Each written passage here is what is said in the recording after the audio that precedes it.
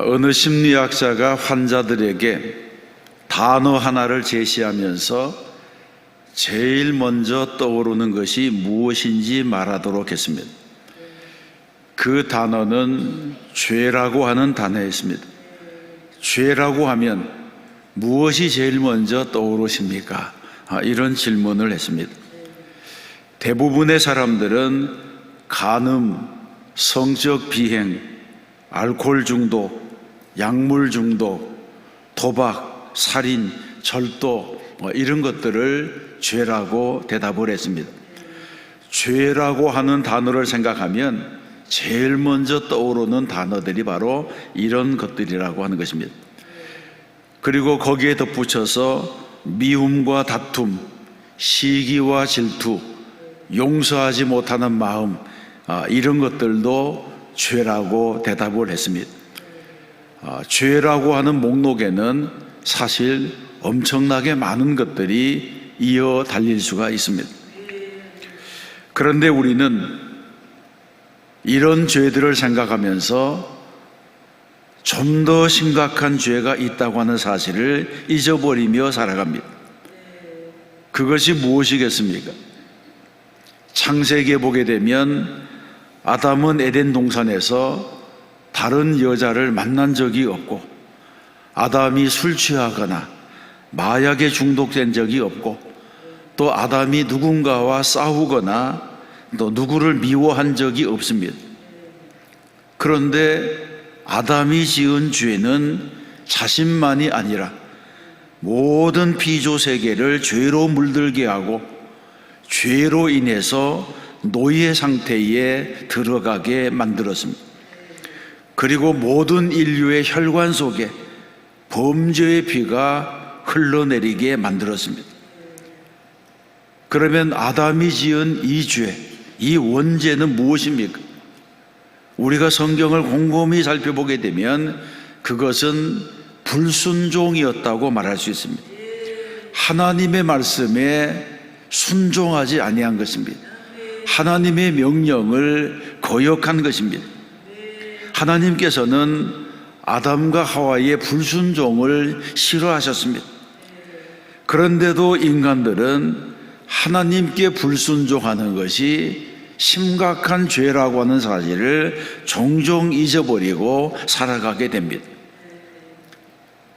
그래서 우리가 먼저 생각할 것은 불순종은 죄 중의 죄라고 하는 사실입니다.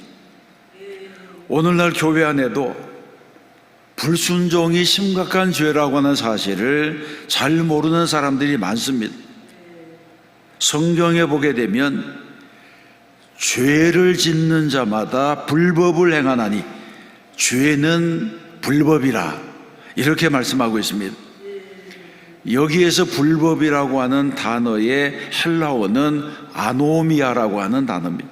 이 아노미아는 사전적인 의미로 보게 되면 법에 대한 무지, 또 법을 위반함으로 법이 없는 존재가 되는 상태, 그렇게 말하고 있습니다.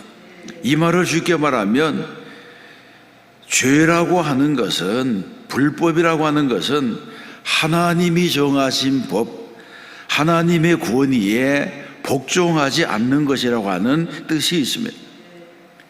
불법이 무엇입니까? 불법이라고 하는 것은 법에 대한 무지와 법을 무시하는 것입니다. 그래서 하나님의 법이 있어야 할 자리에 사람의 생각이나 사람의 주장을 들여놓아서 제 멋대로 행하는 것, 이것이 곧 불법이라고 하는 것입니다. 오늘 우리가 읽은 본문의 말씀은 혼인잔치의 비유입니다. 16절과 17절에 보게 되면 어떤 사람이 큰 잔치를 베풀고 많은 사람을 청하였더니 잔치할 시각에 그 청하였던 자들에게 종을 보내어 이르되 오소서, 모든 것이 준비되었나이다, 이렇게 전달했다고 하는 것입니다.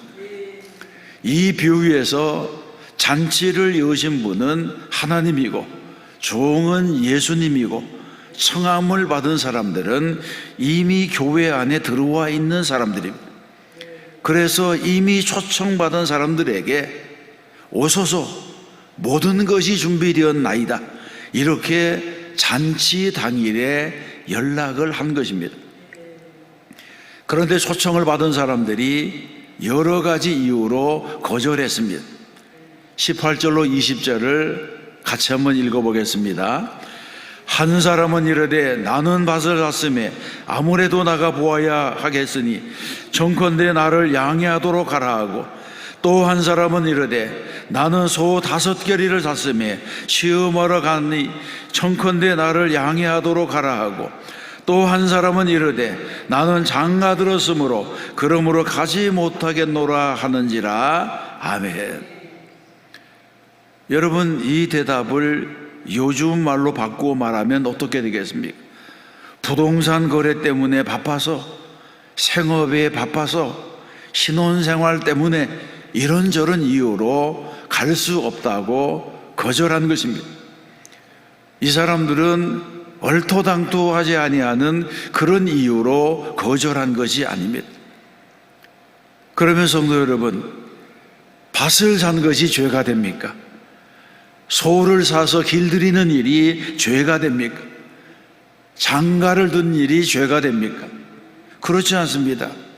성경에서는 그런 일들을 죄라고 말하지 않습니다. 그러나 오늘 본문에서는 하나님께서 잔치를 준비하시고 그 아들을 보내어서 초청할 때에 거절하는 것은 좀 다르다고 하는 것입니다. 밭을 산 사람은 밭을 산 것이 죄가 아니라 소유에 대한 관심 때문에 하나님의 부르심에 응답하지 못하고 하나님의 말씀에 순종하지 못했다면 그것이 불순종의 죄가 되는 것입니다. 소 5겨리를 산 사람도 마찬가지입니다. 하나님의 뜻에 순종하는 것보다 생업에 더 바쁘고 사업을 더 중요하게 여기면 이것이 죄가 된다는 것입니다.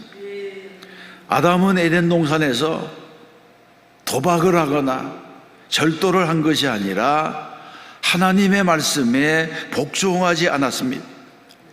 이것이 죄가 되었다고 성경에서 말씀하고 있습니다.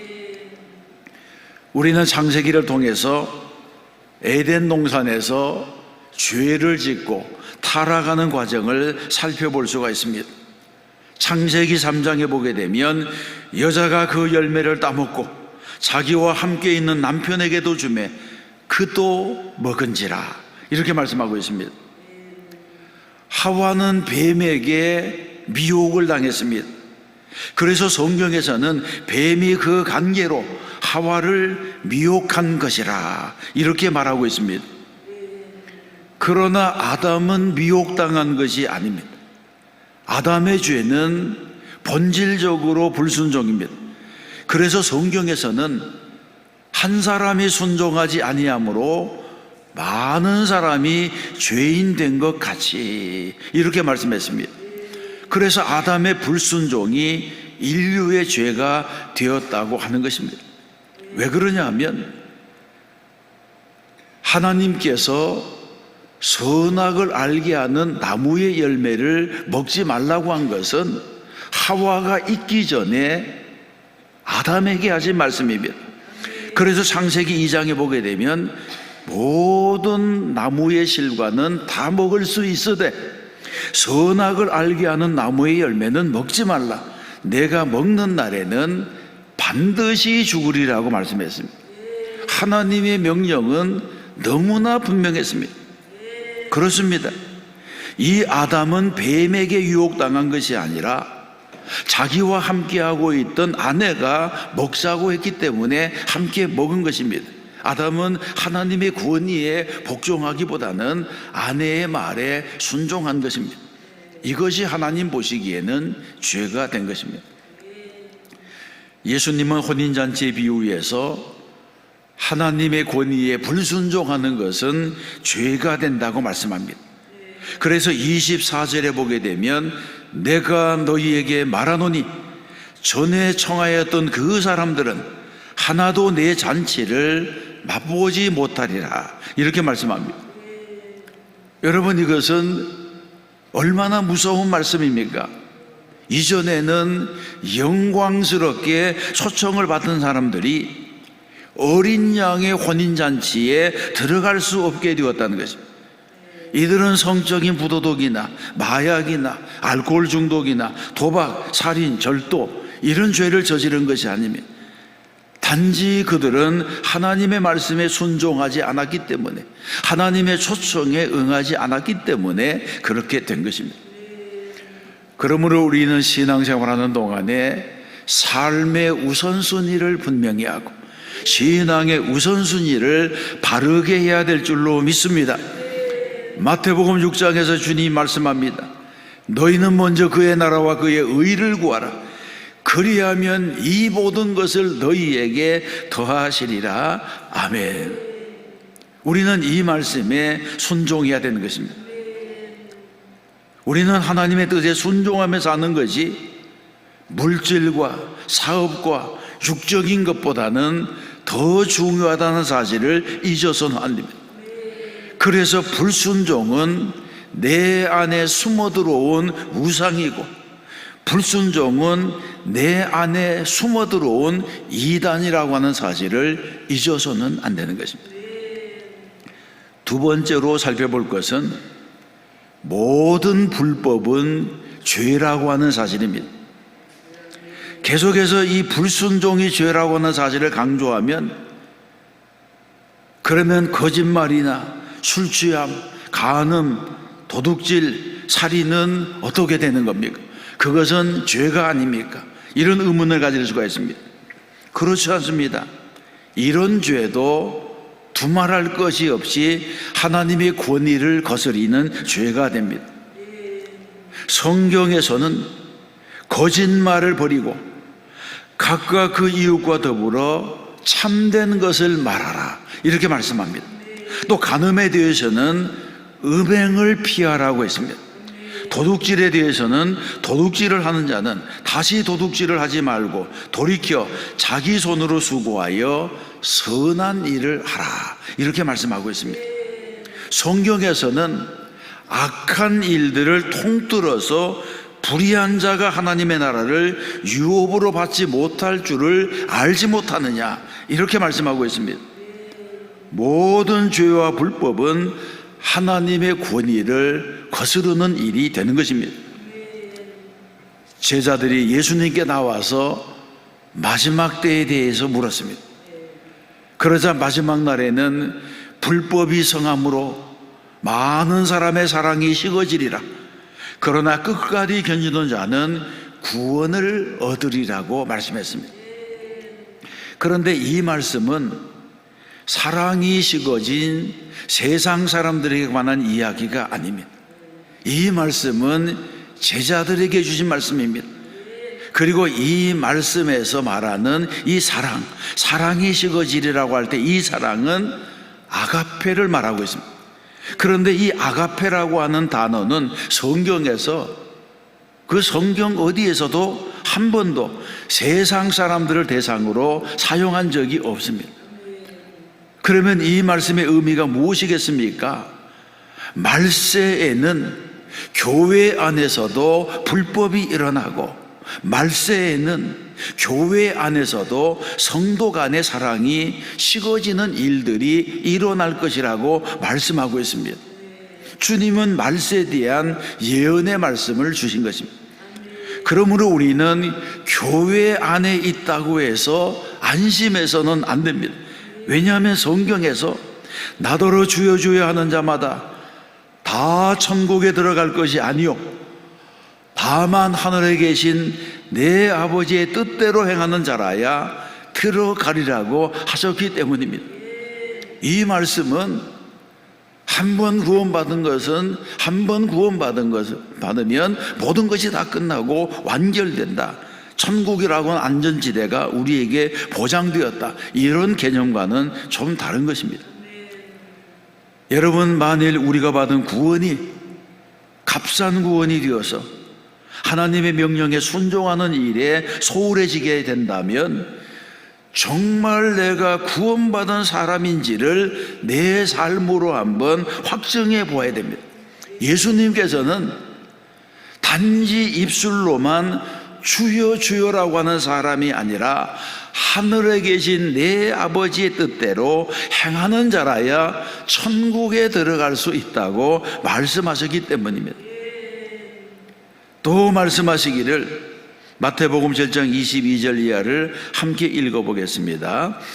그날에 많은 사람이 나더러 이르되 주여 주여 우리가 주의 이름으로 선지자 노릇하며 주의 이름으로 귀신을 쫓아내며 주의 이름으로 많은 권능을 행하지 아니하였나이까 하리니 그때에 내가 그들에게 밝히 말하되 내가 너희를 도무지 알지 못하니 불법을 행하는 자들아 내게서 떠나가라 하리라. 아멘. 여러분, 이 말씀은 정말 무서운 경고의 말씀이 아닐 수가 없습니다. 이 말씀은 확실히 교회 밖에 있는 사람들, 은혜 밖에 있는 사람들에 대해서 말하는 것이 아니라 이미 교회 안에서 은혜 받고 은사를 행하고 주의 일을 하고 있다고 하는 사람들에게 하시는 말씀입니다. 아무리 선지자 노릇을 하고 귀신을 쫓아내고 권능을 행한다고 할지라도 하나님의 구원이 아래에서 하나님의 말씀에 순종하는 삶을 살지 아니하면 불법을 행하는 자와 똑같은 취급을 당하게 된다고 하는 것입니다. 다시 말해서 자기 죄를 고백하는 사람이 아니라 회개하고 바르게 행하는 사람이 천국에 들어가는 것이라고 말씀하고 있습니다. 사랑하는 성도 여러분, 말세에 나타나는 중요한 징조는 미혹하는 자가 세상에 많이 나왔다고 하는 것입니다. 교회조차도 불법이 성함으로 많은 사람의 사랑이 식어지게 된다고 하는 것입니다. 그러면 이러한 때에 어떻게 해야 됩니까? 마태복음에서는 그러나 끝까지 견디는 자는 구원을 얻으리라고 했습니다. 그렇습니다. 우리는 끝까지 믿음을 지켜야 됩니다. 우리는 끝까지 신앙의 우선순위를 바르게 해야 됩니다. 그래서 우리는 하나님을 기쁘시게 하는 자가 되어야 하는 것입니다. 사도 바울도 이렇게 권면했습니다. 항상 복종하여 두렵고 떨림으로 너희 구원을 이루라. 아멘. 구원받았다고 해서 제멋대로 살아서는 안 된다고 하는 것을 말합니다. 우리의 힘이 부족하면 주님이 도와주시는 줄로 믿습니다. 성경에서 말씀하시기를 너희 안에서 착한 일을 행하시니가, 너희 안에서 착한 일을 시작하시니가 그리스도 예수의 날까지 이루실 줄을 우리가 확신하노라고 했습니다. 우리는 모든 불순종을 떨쳐내고 순종하는 성도가 되어야 할 줄로 믿습니다. 불순종이 죄 중에 죄라고 하는 사실을 잊어서는 안 되는 것입니다. 전도서 12장 13절 말씀을 함께 읽어보겠습니다. 하나님을 경외하고 그의 명령들을 지킬지어다. 이것이 모든 사람의 본분이니라. 아멘. 오늘 하루도 믿음으로 살고 말씀대로 살아서 승리하는 성도가 되시기를 주님의 이름으로 축원합니다.